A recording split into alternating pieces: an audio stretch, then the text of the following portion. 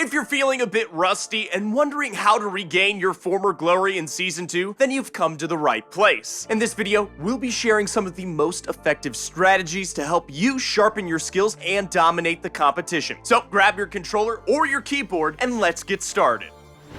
Before we get into the main ways to get unwashed for Season 2, you need to make sure that you have some settings that you like. Having bad settings won't always be the reason that you're performing bad in game, but having good settings could always make you perform better. Now, let's talk about how to know if you have good settings. To keep it simple, if you miss a ton of shots, it might be time to check out a new sensitivity. If you feel as if you're always over flicking your shots or whiffing edits because your crosshair's moving too fast, then try lowering your sensitivity a bit until you feel as if it's not too slow, but not too fast as well. Practice this sensitivity and stick to it once you found one that you like. If your 360s are as slow as Ali A's, then it might be time to ramp up your sensitivity just a bit. If you're not even sure where to start when it comes to picking your sensitivity or settings, then choose your favorite pro that you like to watch and try out their settings to see if you like them. The most important thing about your sensitivity and settings is that you need to stick to them once you find the ones that you like, allowing you to build up muscle memory as time goes on. At the end of the day, your sensitivity is all about finding what works for you. So, if you don't think your settings are holding you back, then it's time to get into the first step in getting unwashed in Season 2. The first step to getting unwashed in Season 2 is to have a proper warm-up routine for when you get on the game. Many people overlook warming up before they start playing, and that could be a huge reason why you're not performing at your best during games. Warming up can help prevent building and editing mistakes, enhance your aim before your games, and tune your in-game instincts. The best warm-up routine lasts around 30 to 45 minutes and gets your aim and mechanics warmed up. For the first 15 minutes, all you want to do is warm up your mechanics. You can run edit courses, Raiders Peace Control map, or you can just free build in your own island. After you finish warming up your mechanics, it's time to get your aim warmed up. A lot of pros argue that aim is more important than mechanics in Fortnite, so warming up your aim is essential. The best way to warm up your aim before you hop into some real games is with aim duels. In this map, you can hop in with a friend, or you can have a random fill join. You'll be able to choose which gun you want to aim duel with, whether it's the assault rifle, shotgun, or even an SMG. You can also choose how much health you both have in the duel and whichever type of scenario you want to warm up in. If you do the same warm-up routine every day before you hop into games, you will notice a huge improvement in your gameplay over time.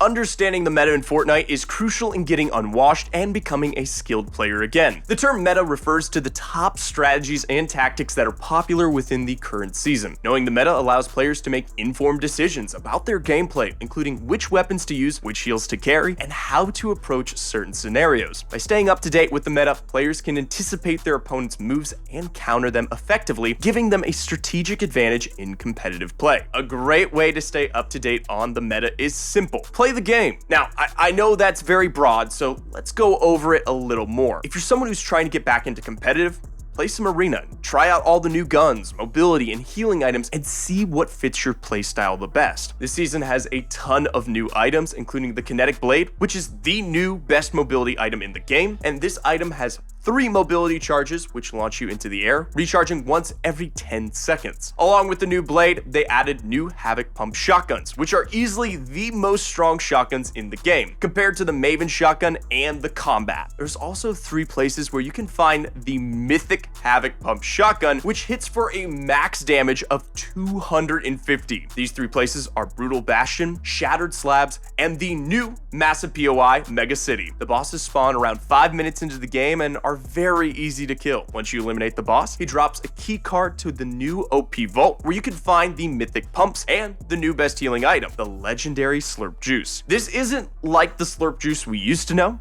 This Slurp Juice heals your shield and health all the way up to max, no matter what HP you're on, and it's super fast. This makes the new Slurp Juice one of the best healing items Fortnite has ever seen. Hop into some matches and try out the new items for yourself and get used to the new meta. Before we get into the next way to improve your game, if you want to become an even better player, you can access all of our courses and bootcamp content for just $7.99. And if personalized coaching is more your speed, you'll get 10% off any session with any of our pros. If you're struggling to improve your performance this season, it's important to identify what skills you're lacking and work on those areas. One effective way to do this is to VOD review your own gameplay and analyze your mistakes. Take note of the situations where you made mistakes, such as missed shots, poor positioning, or a lack of awareness. You could watch replays of top pros such as Booga, Mero, and Peterbot and take notes of their techniques and strategies. While watching these pros, you can see exactly what they do in certain situations, and you can ask yourself, would I have done what he did in that situation, or would I have done something different? Once you're put in the same situation that you saw the pros in, you'll be able to react exactly how the pros did and make the right play. Another helpful tip is to get feedback from other players or friends and discuss strategies and ask for advice. With dedication and practice, you can turn your weaknesses into strengths and become a more skilled and competitive player, and best of all, unwashed.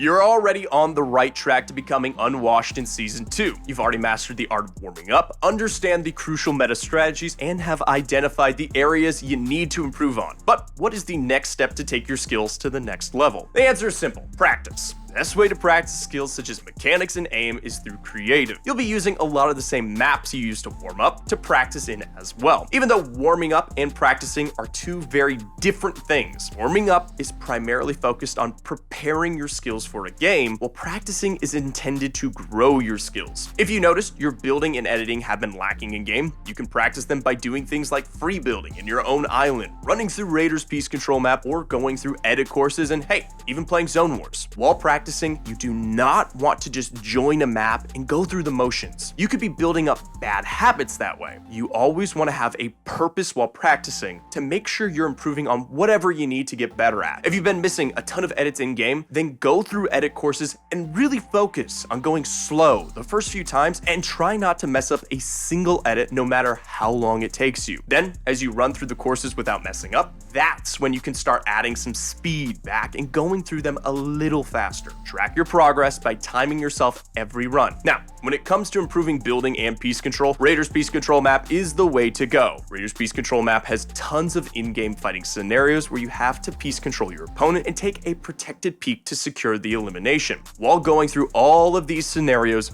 make sure you're not overbuilding, and make sure you always take a protected right-hand peek to secure the elimination. When it comes to training aim, there's a ton of ways to train it in creative. 1v1 aim duels are a great way to train aim and practice your crosshair placement. While aim dueling, you want to focus on keeping your crosshair towards the opponent's head at all times to always line up headshots. Another great map to work on aim is Raiders Aim Trainer. This map has tons of different aiming scenarios such as tracking in the air, close range tracking, shotgun flicking, and more.